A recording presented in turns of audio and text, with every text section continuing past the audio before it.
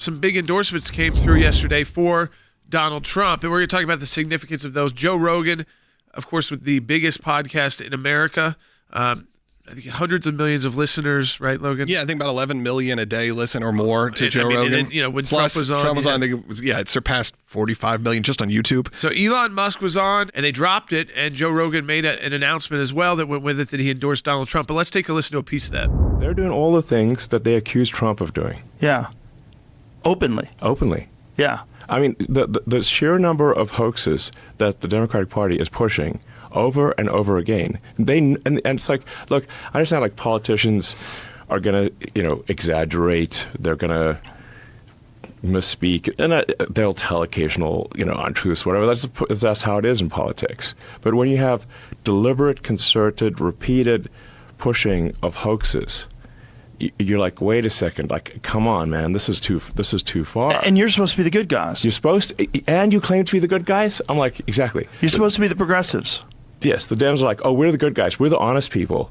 No, hang on. You can't claim to be the good guys. You can't claim to be the honest people if you're deliberately pushing hoaxes that have been debunked thoroughly. Yeah. Well, we're like even Snopes, which is a liberal thing, says it's bogus. Yeah. Like the Fine People hoax. Obama just said that on stage. Obama just said that. Yesterday, I think it was a Fetterman episode had just gone up, or maybe the day before. Days ago, yeah. And then J.D. Vance was on. Trump was on.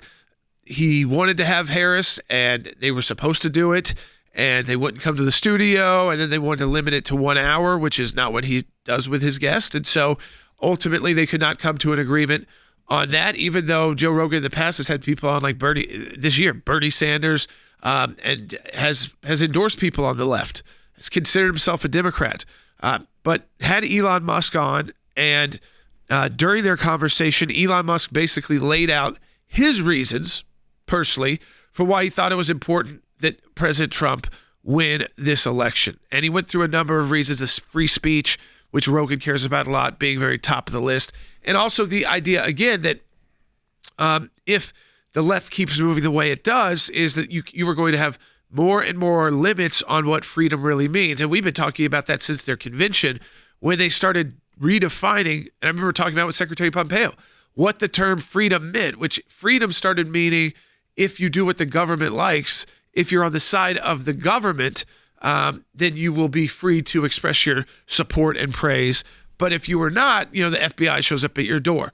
I think that, again, the impact of it, people will say, well, couldn't he have done this 3 months ago? Well, no, he was trying to get interviews set, and he wanted to have Harris. And you have to do that if you're going to give 3 hours to Trump and 3 hours to J.D. Vance.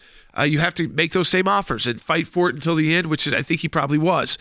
But then when it was known, that was not going to happen, he made it clear through X that what he heard on the podcast from Elon Musk had convinced him to support and vote for Donald Trump. He said, if you're asking if this is an endorsement, he said it is. A lot of people are asking online, why did he wait so late? I think that there's probably a lot of factors. One being that he was trying to still offer Harris the opportunity to come and be on his show. And if he had said, I endorse Donald Trump, that probably would not have happened. No. It didn't happen anyways. But I think this is a different kind of endorsement also at this point, too.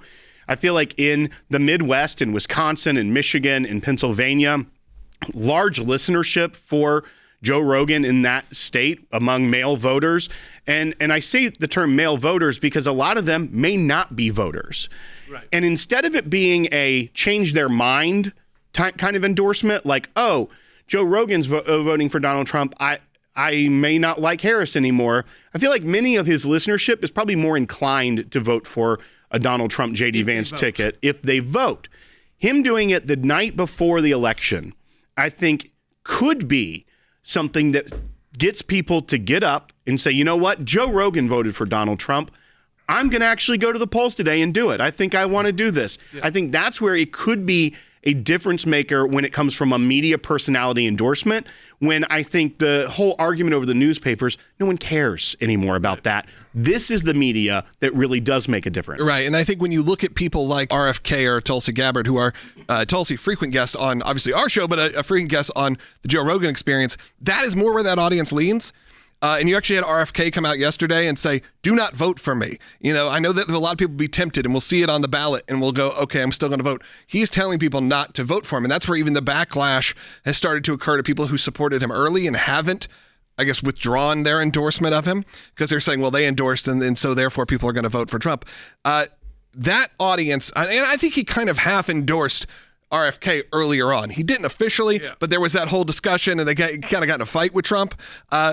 But now we've seen that progression move. And I think, someone put in the comments, and a lot of people have used that term because it feels like that real life Avengers moment when you put together Tulsi and Elon and RFK, and then sort of more of the traditional conservatives who are Mike Pompeo's or whoever, who could all come together. Now Rogan. And now Ron Paul coming out there responding to, so the libertarian crowd also that may have said, my vote doesn't matter, I'm not going to go vote.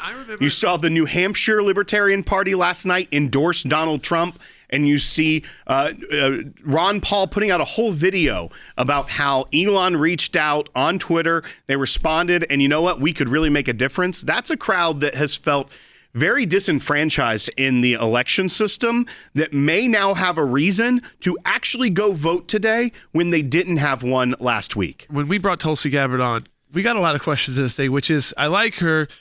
Do we trust where she is? And again, I think if they had watched from when she started with us on the air to where she has gone now, you can actually thank her for a lot. If this tips the needle, which it will tip the needle, regardless win or lose, this is getting voters out for Donald Trump. The question is, does it get enough voters out of people who were likely probably not going to vote for him?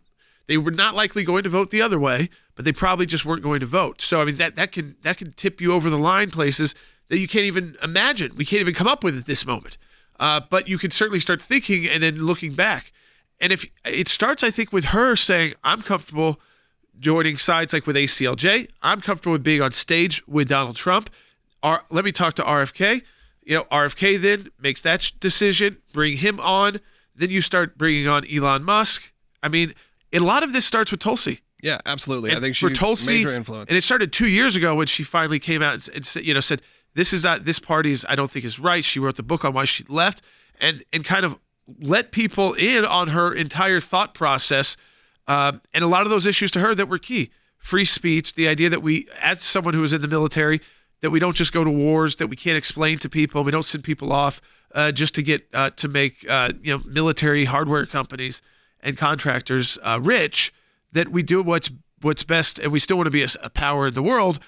But we talk all the time with Mike Pompeo and Rick Grenell about how this diplomacy, with a strong military behind it, can prevent a lot of major conflicts. And the world is seems right on the edge of. There's one going on in Europe already. I mean, there's still war in Europe, and of course the Middle East.